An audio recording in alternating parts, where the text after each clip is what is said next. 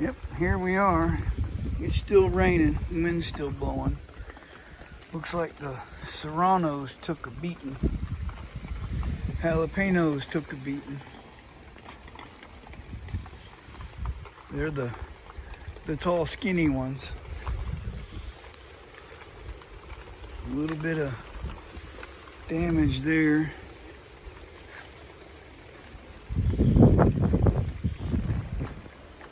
Wind is still blowing. Getting some pretty good gusts every now and then, but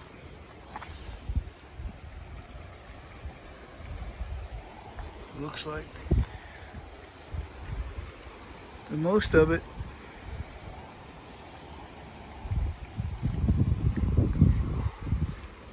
came out fine.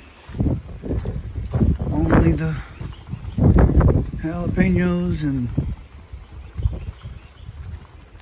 Serranos are really the ones hurting.